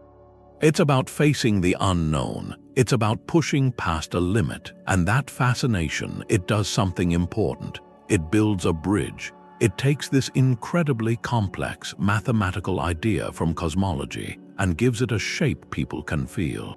Someone might see it in a film first, then maybe they watch a documentary. Maybe they read about a new telescope. That first spark from the fiction, it can lead to an interest in the actual science. It creates public curiosity, and that curiosity turns into support. Support for the big experiments, the missions, the work of discovery. So dark matter going from a research paper to a sci-fi staple, it shows something. It shows that these big cosmic mysteries, they don't just belong to scientists. They belong to everyone. They're an invitation. They challenge how we think. They shape our myths. They make us wonder what could be real. The same impulse that makes us want to chart the universe with data and equations, it also makes us want to tell stories about it. One approach uses math, the other uses metaphor, and we need both. They're just two different ways of reaching for something, for a reality where the true nature of things is still, for now, just out of reach. We build bridges to the invisible with stories and analogies. How do you explain a cosmic skeleton to a mind that's used to light and solid things? You use metaphor. Imperfect, but it gives your intuition a starting point. So think of a galaxy not as an island of stars, but as a city. A brilliant city of light in the void. You can map its streets, its neighborhoods, the traffic of its stars, but this city isn't built on nothing. It's built on a mountain, a colossal, invisible mountain of ice. That's the dark matter halo. You can't see the ice, but its shape is everything. It decides where the city's foundations are strongest. It dictates the layout of the streets, the stability of the tallest towers.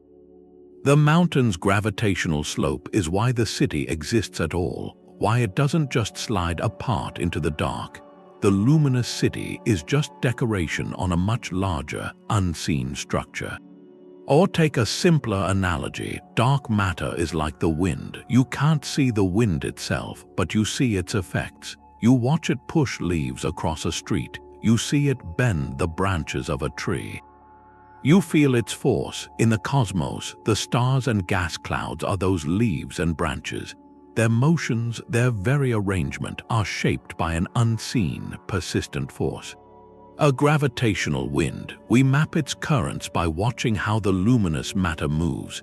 These metaphors help, but they all break down. The wind is made of air, a substance that creates friction. Dark matter does not. The mountain of ice would eventually melt. Dark matter remains perfectly transparent. The analogies are not the truth, they're stepping stones. They let us hold the idea in our minds long enough to ask the right questions, to design the right experiments. They translate the math, the gravitational potential, the density profiles into a form our pattern-seeking brains can work with. This act of translation is central to all science. You take the raw, counterintuitive data of the universe and you craft stories to make sense of it. The story of the invisible mountain or the cosmic wind, it's a necessary scaffold. It's how we begin to live in a universe where most of the substance is forever hidden, yet forever essential to the beauty we see. The search for something we can't see has given us new ways to look at things. The technology you need to hunt for dark matter is immense. It's like trying to hear a whisper in a hurricane.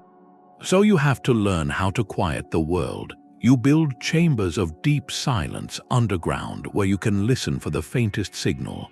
That effort, just trying to answer a cosmic question, has led to other innovations. The need for ultra-pure materials, for example, to avoid false signals from natural radioactivity. Every single part of a detector has to be perfectly clean.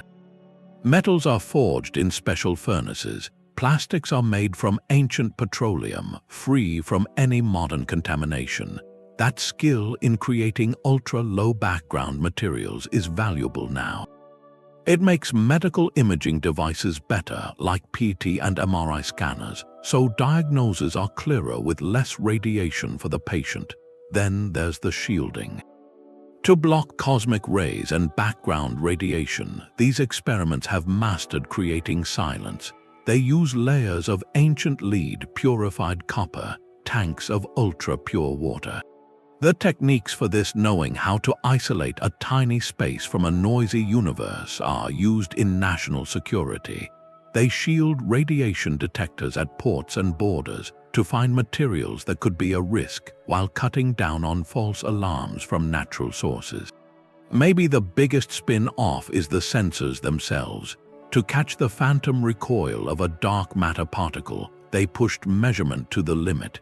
They made sensors that can detect a single photon of light, or a handful of electrons knocked from an atom.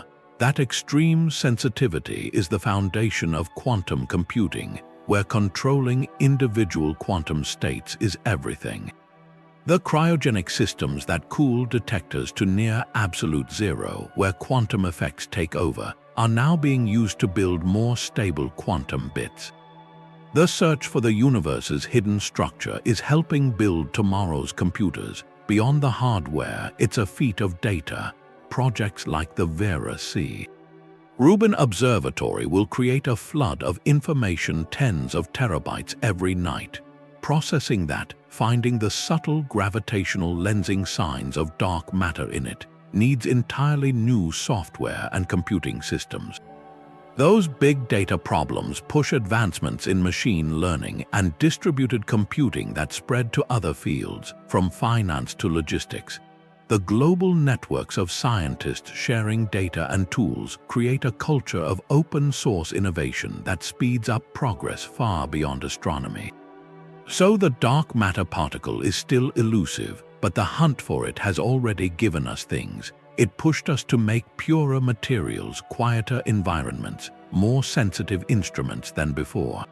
This journey into the dark has, in a way, lit up new paths for technology here.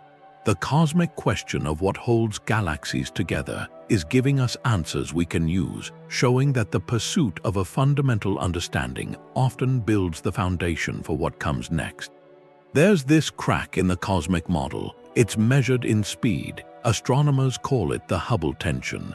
It's a stubborn disagreement about how fast the universe is expanding right now. One method uses the ancient light, the cosmic microwave background, to calculate what the expansion rate should be today. Another method looks at nearby supernova, the dying stars we can see now, and measures the rate directly.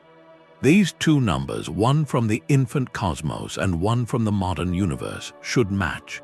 They're telling the same story, but they don't match. They disagree by a small but significant amount.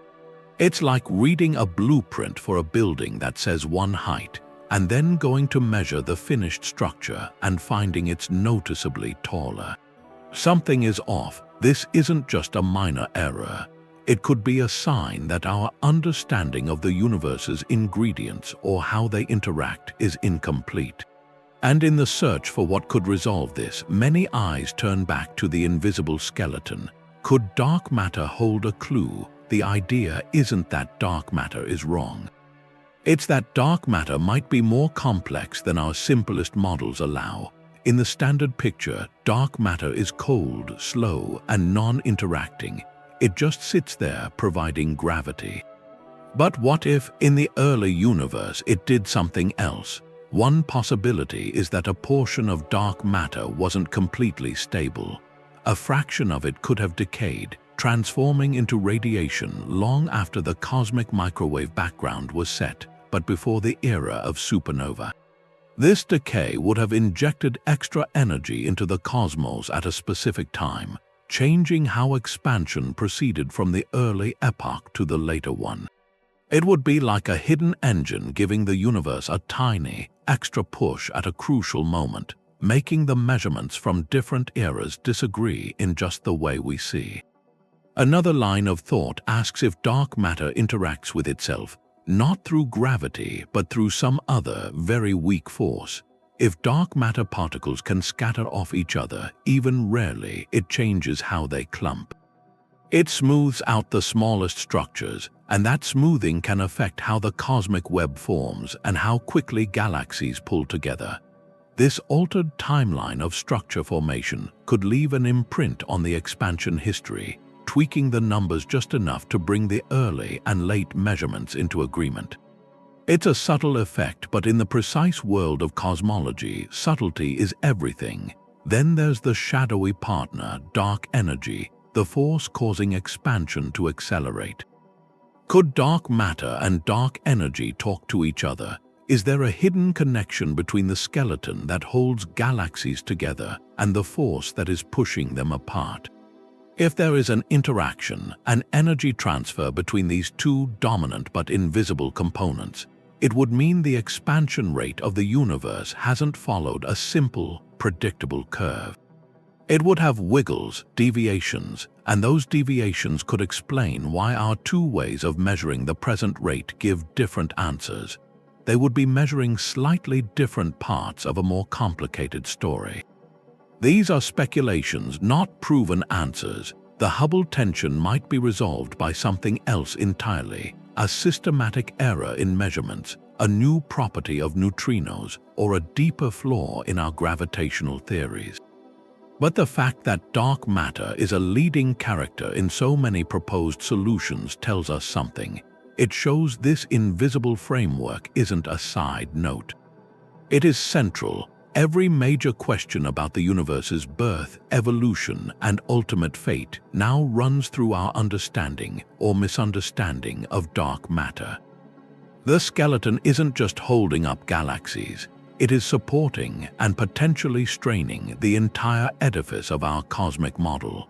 To solve the puzzle of the universe's expansion, we may first need to listen more closely to the whispers of its hidden architecture. Maybe the skeleton is made of holes, not empty space but deep gravitational pits, formed in the chaos of the very first instant. Primordial black holes are one of the oldest ideas for dark matter and one of the most controversial. The concept is startling in its simplicity. What if, in that searing heat of the universe's first second, random density fluctuations were so extreme that pockets of space just collapsed? Not into stars, but straight into black holes. These would be fossils from a time before the first atom. They could range in size from an asteroid to a star. Drifting through the cosmos, invisible, their gravity the only sign they're there. They're perfectly dark, emitting no light. And if they're large enough, even the faint Hawking radiation they might produce would be undetectable. For decades, this idea offered an elegant solution. The dark matter problem could be solved with objects we already know exist, just born in a different way. No new particles required, just black holes woven into the cosmos from the very beginning. But elegance has to face evidence, and the hunt for these primordial objects has become a process of relentless constraint. If they were common enough to be all the dark matter, they'd leave fingerprints everywhere. We'd see their gravity acting as cosmic lenses. As a primordial black hole passes in front of a distant star, its gravity should briefly magnify the star's light. That's microlensing. Large surveys have scanned millions of stars, watching for these brightenings. They've found some lensing events, but nowhere near enough to account for all the dark matter. So the skeleton can't be made entirely of these particular holes. Then came the ripples in space-time. Gravitational wave observatories like LIGO and Virgo started hearing black holes collide. Some of these black holes were surprisingly massive, in a range that's hard to explain through the death of ordinary stars. Could these be primordial black holes merging? It's a tantalizing possibility. Yet, if such black holes were abundant enough to explain all dark matter, their mergers would be far more frequent than what we detect. The gravitational wave sky, while rich, is not that loud. Other constraints come from the cosmos itself. A swarm of asteroid mass black holes would act like a shower of tiny gravitational cannonballs. They'd pummel and disrupt the fragile disks of dwarf galaxies, the thin streams of stars orbiting our Milky Way. The fact that we see these delicate structures largely intact tells us such swarms can't dominate the dark matter in our neighborhood. So the picture that emerges is one of limits. Primordial black holes are not the sole architect of the cosmic skeleton. They can't make up 100% of dark matter. But could they be a part of it, a minority component mixed in with another, more dominant form of particle-like dark matter? That remains a fascinating, open possibility. A population of ancient black holes lurking in the halos of galaxies, a cosmic relic of unimaginable age.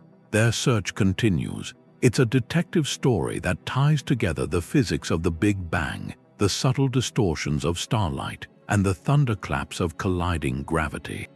It reminds us the invisible framework might not be built from one substance alone, but from a mixture of shadows, each with its own origin story from the dawn of time.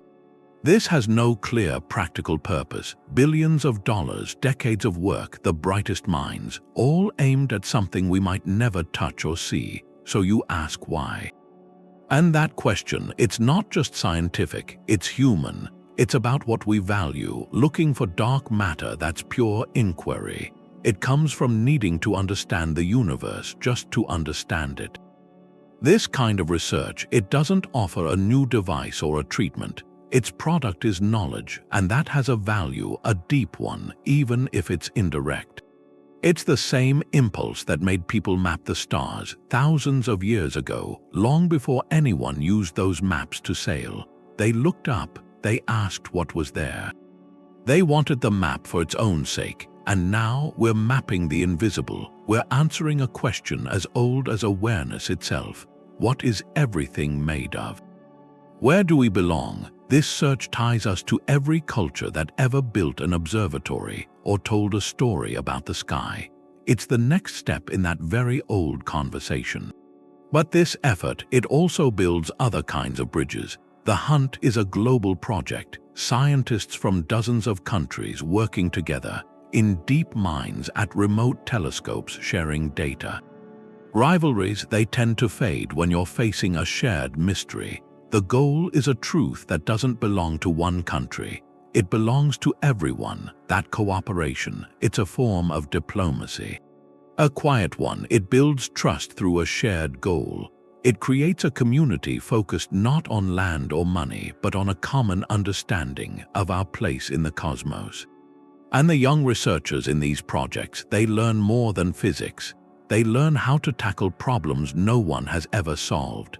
They develop tools for extreme sensitivity, for handling huge amounts of data, for working across borders. Those skills, they spread into society, sparking innovation in other fields, medicine, computing. Then there's the inspiration, the simple wonder. Knowing most of reality is hidden, it changes how you see the night sky.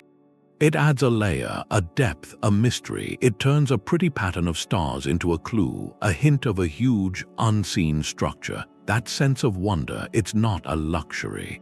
It's nourishment for the mind. It encourages curiosity in kids. It reminds adults that the world is still full of deep questions. And right now, in an age so focused on quick returns and short-term metrics, to put these resources into a question that might not be answered in our lifetime, that's a statement. A bold one. It says some human projects are valuable just because they expand what we know, because they push the boundary of what's possible. The story of dark matter, it's about a certain patience. The kind of patience that plants a tree knowing you'll never sit in its shade. We're planting telescopes, building detectors for answers that may come for our grandchildren. That long view, it's a gift. It's an investment, not in a product but in perspective. It roots us in a timeline much bigger than our own, connecting the first questions of our ancestors to the future discoveries of people we'll never meet. So the real value of this search, it might not be in finding a particle. It might be in the search itself, in confirming that we are a species that looks into the dark and tries to understand. Maybe the cosmic skeleton isn't one of a kind. Our universe, with this specific amount of dark matter, could just be one room in an endless mansion. That idea comes from the edges of physics, from things like string theory. They suggest the constants of nature, the strength of gravity, the mass of particles, even the amount of dark matter might not be fixed. They could be frozen accidents, just the result of how our particular region of a much larger reality cooled down and settled. So the cosmos becomes a multiverse. A frothing sea of bubble universes, each with its own random set of physical laws. And in most of these bubbles, the numbers are wrong. The dark matter is too scarce, so galaxies never form. Or it's too abundant, and everything just collapses into black holes right away. Those universes are dark or chaotic or stillborn, but in a rare few, by pure chance, the numbers line up. The dark matter density is just right. It gives enough gravitational glue to pull gas together into galaxies and stars, but not so much that it smothers everything. In those rare golden bubbles, structure can emerge, complexity can arise, and life can eventually look up and wonder what holds it all together. This connects the dark matter puzzle to something called the anthropic principle. It's a simple logical filter. We find ourselves in a universe with this specific dark matter skeleton because that skeleton is a prerequisite for us being here. We are the observers, and we can only exist in a place where the conditions allow for observers. So the properties we measure, like the 5-to-1 ratio of dark to ordinary matter, aren't fundamental laws from a single equation. They're local bylaws, the environmental conditions of our particular cosmic neighborhood. That's a staggering shift. It places dark matter in the grandest possible context. Not just a mysterious substance to be identified, but a key defining parameter of our cosmic habitat. A dial that, in the multiverse, was set to a very narrow range to allow for galaxies, stars, planets, and us. Now, this idea is highly speculative, far beyond our current ability to test, but it reframes the search. It suggests that figuring out why our dark matter skeleton has the properties it does might be about more than particle physics. It might be about cosmology and our place in a reality of unimaginable scope. The skeleton holding up our night sky could be the signature of our universe's address in a much larger and stranger cosmos. The data is just a sea of galaxies. Every new survey, like the one from the Vera Rubin Observatory, it's going to capture billions of them, and each image is a clue. A clue to the dark matter skeleton through this subtle, stretching, weak gravitational lensing. But the challenge is, to map that invisible mass, you have to understand the visible first. Astronomers need to measure the precise shapes of millions of galaxies. They have to separate the truly distorted ones from the ones that are just oddly shaped. They have to find those faint, smeared arcs of light that signal a dark matter halo. No computer algorithm is perfect at this, not yet. The human eye, with its pattern recognition, is still essential. But there aren't enough professional astronomers to look at billions of galaxies, so science opened the door. It invited everyone in. That's the world of citizen science. Online platforms like Zooniverse, they host projects where anyone can help. You might see a gallery of galaxy images. Your task could be simple. Is this galaxy smooth and round, or does it have a spiral arm? Is it a single object or two galaxies merging? Do you see any faint blue streaks around it? Could that be a lensed background galaxy? With a short tutorial, you become a classifier. A cosmic assistant. Every click, every classification, it goes into a vast crowdsourced dataset. Researchers use that to train their machines to verify their findings. It turns a monumental task into a shared project. A single person might classify a few dozen galaxies, but thousands of people working together can process millions. This collective human lens, it accelerates the search. It filters the cosmic haystack to find the needles of evidence. The impact is more than speed. It's a democratization of discovery, the quest to understand the universe's hidden framework. It's no longer locked behind university doors. It's not limited to people with advanced degrees. A teacher in Brazil, a student in Norway, a retiree in Japan, they can all log on. Within minutes, they're contributing to the forefront of cosmology. They're looking at the same raw data as the leading experts. Every time someone identifies a gravitational lens, they're helping to trace the outline of the dark matter skeleton. They're participating in one of the greatest scientific mysteries. This transforms the search. It becomes more than a technical endeavor. It becomes a shared human story. It connects our innate curiosity directly to the frontiers of knowledge. The person classifying galaxies may not know the equations of general relativity, but they understand they're helping to find a hidden structure. They become part of a global community united by wonder, the invisible skeleton of the universe, mapped not just by telescopes and supercomputers, but by the collective attention of thousands of curious minds. It's a reminder the cosmos belongs to everyone. Unraveling its deepest secrets can be a project we all build together, one galaxy at a time. There's this invisible skeleton. It forces a conversation between two worlds, the unimaginably small and the unimaginably large.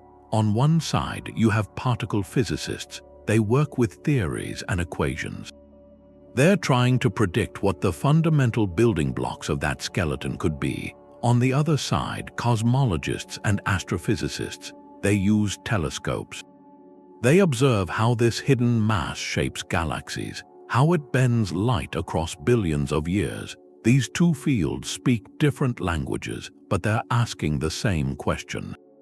And their dialogue is what pushes the search forward. It's a synergy. Each side informs the other. Each side constrains the other. Think of it like a detective story.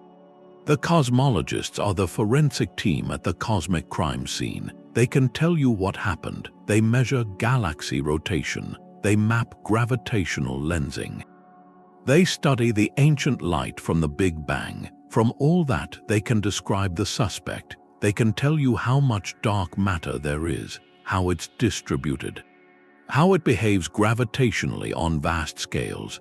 They can say the suspect is about 5 times more common than normal matter, that it clumps in halos, that it doesn't interact with light. That's a detailed profile, but it's not a name. To get the name, you need the particle physicists. They are the theorists and the lab technicians. They take that profile from the cosmologists, the mass, the interaction strength, the abundance, and they ask what kind of fundamental particle could possibly fit that description. Could it be a WIMP? Could it be an action? The data from the cosmos acts like a filter. It rules out entire families of theoretical particles. If a proposed particle is too heavy or interacts too strongly, it would have left a different imprint on the cosmic microwave background. Or it would have been detected already in those underground labs. So the cosmologists constantly narrow the search. They tell the particle physicists where not to look. This feedback loop is relentless. It's precise. Now flip the script. Imagine a breakthrough in a lab deep underground. A detector finally hears the whisper of a dark matter particle colliding with an atom. That single event in a vat of liquid xenon a mile beneath the surface would instantly transform cosmology. It would give the skeleton a face, a known mass, a known interaction. Cosmologists could then plug that specific particle into their simulations of the universe. They could rerun the history of the cosmos from the first microsecond to today with this new ingredient. They could check if it produces the exact cosmic web we see, the exact number of dwarf galaxies, the exact pattern in the ancient light. The lab discovery would become the key. The key that unlocks a more perfect model of everything. This convergence is happening right now, in places like the Large Hadron Collider. When they smash protons together at nearly the speed of light, they are recreating the conditions of the early universe. They are hunting for dark matter not by waiting for it to drift through a detector, but by trying to manufacture it. They look for collisions where energy and momentum seem to go missing. A telltale imbalance. That missing energy could be carried away by dark matter particles, born in the collision and flying off unseen. A discovery here would be a direct link. A thread connecting the most powerful machine ever built by humans to the silent architecture of the entire cosmos. This is the power of the interdisciplinary bridge. It turns the whole universe into a single, interconnected laboratory. The largest structures we can observe and the smallest particles we can conceive are part of the same mystery. Each observation of a distant galaxy tightens the constraints for the theorist. Each new limit from a particle detector refines the questions for the astronomer. They are not working in parallel, they are working together, building a single, coherent picture of reality from both ends. The quest to understand the dark skeleton is more than astronomy or physics. It's a fundamental human project to understand where we are and what everything is made of. The search for the skeleton has inspired art. Artists around the world are taking these abstract ideas about dark matter and turning them into visual and musical experiences. They're asking a question: how do you give form to something formless? How do you make the invisible felt? This isn't illustration, it's interpretation. It's using human sensation to approach a truth that's beyond our senses. One method is data sonification. Scientists and musicians work together to turn data into sound. A map of a dark matter halo with its different densities can become a musical scale. High-density regions become higher notes or louder volumes. the filaments of the cosmic web become these sweeping, ethereal chords. You can listen to the bullet cluster collision. The separation of mass from gas becomes a duet.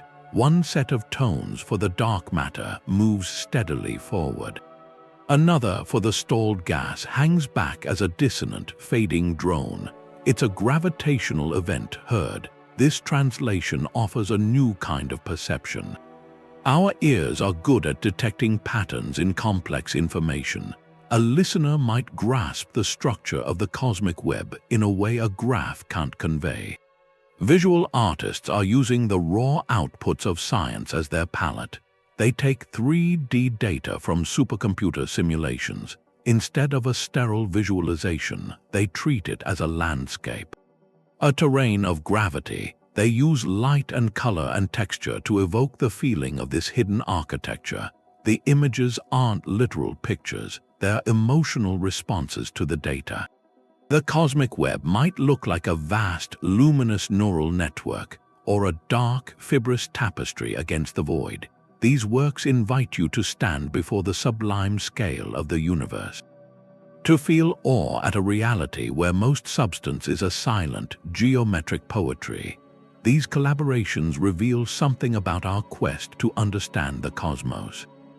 The drive isn't purely intellectual, it's also aesthetic, a desire for beauty and meaning. Scientists talk about an elegant theory, artists talk about a resonant form. They're both, in their own ways, seeking harmony, a pattern that feels true. When an artist makes a sculpture from the density profile of a dark matter halo, or a composer writes a symphony from cosmic microwave background data, they're building a bridge. A bridge between the quantitative world of measurement and the qualitative world of human experience. This fusion lets us connect with these ideas on an emotional level. You can stand in a dark room, surrounded by a projection of the simulated cosmic web, and feel a visceral sense of your place within a vast, interconnected lattice. You can hear the history of the universe unfold in sound, from a dense, hot chord to the sparse, ringing notes of galaxy formation. These experiences don't replace the science. They complement it. They remind us that curiosity has many languages, that to truly grasp the mystery of the dark matter skeleton, we may need not just to think about it, but to stand in its shadow. And to listen for its echo. The skeleton holds galaxies together, but it doesn't explain why the universe is flying apart. That's a different mystery. A force called dark energy. Dark matter pulls with gravity. Dark energy pushes, it repels, and on the largest scales that push dominates. It's accelerating the expansion of space itself. These two things, dark matter and dark energy, together make up about 95% of everything, yet they seem to be completely different actors. One builds structure, the other drives dispersal, an ever-quickening dispersal. Their coexistence is a tension, one of the great unresolved tensions in cosmology. Why does our universe contain these two dominant, unseen influences, and why do they work in opposition? Dark matter offers no answer. Its gravitational glue is local. It sculpts galaxies, it sculpts clusters. Dark energy is global. It's a property of empty space. It acts everywhere, relentlessly. So the dark matter skeleton explains the rotation of galaxies. It explains the cosmic web, but it falls silent on the universe's ultimate fate. And dark matter on its own doesn't explain why we exist. The universe we see is made of matter. Protons, neutrons, electrons. But our best theories say the Big Bang should have created equal amounts of matter and antimatter. And when matter and antimatter meet, they annihilate. A flash of energy. If things were balanced, the universe should have annihilated itself into a sea of radiation, leaving nothing behind, no stars, no planets. No people. Something tipped the scales, a tiny asymmetry. One extra particle of matter for every billion annihilations. That's all that remained to build everything we see. What caused that imbalance? It's called the matter-antimatter asymmetry problem. Could dark matter have played a role in that ancient tipping of the scales? Perhaps some theories suggest the processes that created dark matter are linked to the processes that generated the matter excess, but that's a connection we haven't proven. The dark matter skeleton, as we understand it now, is a separate puzzle piece. It doesn't solve this other mystery, this foundational mystery of our existence. And that's a crucial point. Dark matter is a powerful paradigm. It explains a vast array of gravitational phenomena, but it's not a theory of everything. It's part of a larger picture, a still incomplete picture. The ultimate theory of the cosmos might weave these separate threads together. It might reveal a connection between the dark matter that structures space, the dark energy that stretches it, and even the inflationary burst that started everything. Perhaps they are different manifestations of a single underlying field, or different phases of a more fundamental substance. The quest now is to look for these hidden links, to see if the properties of the dark matter skeleton, measured with precision, carry any imprint of dark energy's influence, or if the seeds of cosmic structure hold a clue to why inflation happened as it did. Acknowledging these limits isn't a weakness of the dark matter hypothesis. It's its strength. A good scientific framework defines what it explains, and in doing so, it reveals the boundaries of our understanding. It shows us where to look next. The dark matter skeleton has given us a map of the invisible mass of the universe, but that map now points to deeper questions, to mysteries that lie in the shadows between the filaments of the cosmic web. The journey doesn't end with finding the skeleton. It begins with asking what that skeleton is connected to, and what other unseen forces are writing the story of the cosmos alongside it. This hidden architecture, it changes our maps, but it also changes us. To really get that the world we see is just decoration on a vast, unseen framework, that's a psychological shift. A quiet reorientation. For centuries, we saw ourselves at the center of a luminous, comprehensible creation. The stars were lights hung for us. Now we know we're inhabitants of a reality where the dominant substance is forever beyond our senses.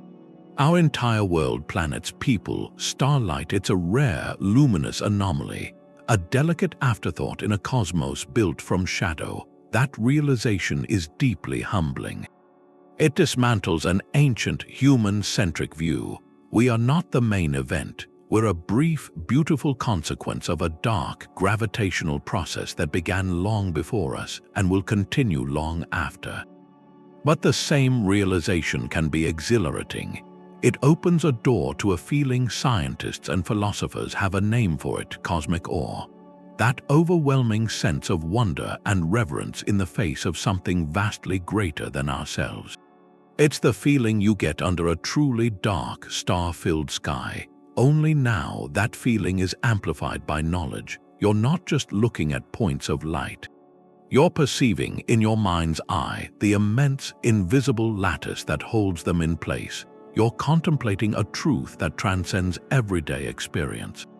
And research in psychology suggests experiences of awe, especially this cosmic variety, have a tangible effect. They can shrink our personal worries, make them feel smaller against the grand backdrop. They can increase feelings of connectedness not just to other people but to the universe itself. They foster curiosity, a sense of meaning that reaches beyond our individual lives. So engaging with the mystery of dark matter becomes more than a puzzle to solve. It's an invitation to a meaningful experience. Every time we learn about a gravitational lens or a galaxy's flat rotation curve, we're not just collecting data. We're tracing the contours of that hidden reality. We're building a relationship with a cosmos that is profoundly strange and overwhelmingly vast. This relationship reshapes our place within it. We're no longer just observers of a distant spectacle. We're participants in a grand, ongoing story of discovery. Our curiosity becomes the means by which the universe, in one small, conscious corner, begins to understand its own hidden foundations. The search for the dark matter skeleton, then, is a journey inward as much as it is outward. It challenges us to find our footing in a reality where most of the substance is invisible. And in doing so, it can expand our sense of what it means to be here, now, in this particular sliver of light on the edge of the dark. Fritz Zwicky was the first to see it. He was studying the Coma cluster in the 1930s, a swarm of galaxies. He wanted to weigh it, so he measured how fast the galaxies inside were moving. Their speed told him about the gravity holding the cluster together. But when he did the math, the numbers didn't work. The visible mass was hundreds of times too small. The cluster should have flown apart. He called the missing mass Dunkel Materie, dark matter. It was a brilliant insight, but the astronomy world of his time dismissed it. The tools weren't sensitive enough. The idea was too radical. It was a ghost seen decades too early. The ghost wouldn't stay quiet. It took another 40 years. Vera Rubin and her colleagues, with meticulous work, forced the community to listen. Where Zwicky saw a problem in a cluster, Rubin found it in single galaxies.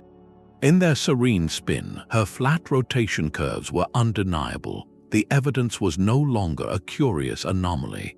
It was a fundamental feature of every galaxy we could measure. The skeleton was universal. Rubin's patience turned Zwicky's ghost into a central character. This is how science often works. A lone voice proposes a radical idea. The tools and the mindset catch up generations later, and what was heresy becomes a foundation. That foundation is now cosmology itself. You can't explain the universe without it. Not the Big Bang, not the web-like structure, not its very existence. It's woven into the equations, the simulations, the interpretation of the oldest light. From a dismissed speculation, it's become a cornerstone, but a cornerstone of what? We know what it does. We don't know what it is. And that gap between its gravitational effect and its true identity is where modern science lives. It's a legacy of unanswered questions, passed from Zwicky to Rubin and now to thousands of researchers. This legacy is carried in underground labs, where scientists listen in profound silence. It's carried in control rooms for space telescopes, mapping distortions in ancient light.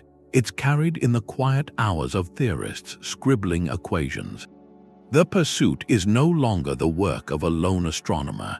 It's a vast collaborative endeavor, a network of curiosity spanning continents, each failed detection in a lab. Each new map of the cosmic web, each subtle anomaly in the data, they're not setbacks, they're steps, a collective process of elimination, narrowing the possibilities for what the skeleton could be. The solution, when it comes, might arrive in any form: a sudden spike on a detector's readout deep in a mine, a pattern in telescope data no one expected. A stroke of theoretical genius, or it might be a gradual convergence. All these lines of evidence pointing to the same inevitable conclusion. Whatever the path, the discovery won't be an ending. It will be a new beginning, a door into a hidden sector of physics, a realm of particles or forces that have shaped reality from the first instant. This long search, from Zwicky's first calculation to today, represents something about us. It's a continuous thread of human curiosity, a refusal to accept that the most fundamental aspects of our universe must remain forever in the dark. It's a drive to peel back the layers, to seek understanding not just of the world we see, but of the invisible architecture that makes it possible. We are the species that looks at a spinning galaxy and asks what holds it together. And we will keep looking, keep listening, keep questioning until the skeleton steps from the shadows and finally reveals its name. The evidence is in gravity. It's in the way stars spin, the way light bends. We're looking at the invisible structure of the universe, and it's stranger than what we can see. Dark matter, we only detect it through gravity. It's not a small thing, it's the main architect. It's what holds galaxies together, those spirals, those huge clusters. It's been a deep mystery for generations. The evidence is everywhere. Vera Rubin measured how spiral galaxies rotate, how the edges move as fast as the center. There are ripples in the afterglow of the Big Bang. The evidence is overwhelming. It's the blueprint. All the luminous structure we see came from that, but we still don't know what it is. We know what it does. We've mapped its shadow across the sky. We've felt its pull in deep underground mines. We gave it a name, but the particle itself, the identity, it stays out of reach. That's not a failure. That's how science works. That question, it's why we build bigger telescopes, more sensitive detectors, new theories. We're at the start of something new now. Tools like the Vera Rubin Observatory, labs underground, quieter than ever. We're going to listen more closely. Maybe we'll hear a whisper. Maybe we'll see the finest details of that skeleton.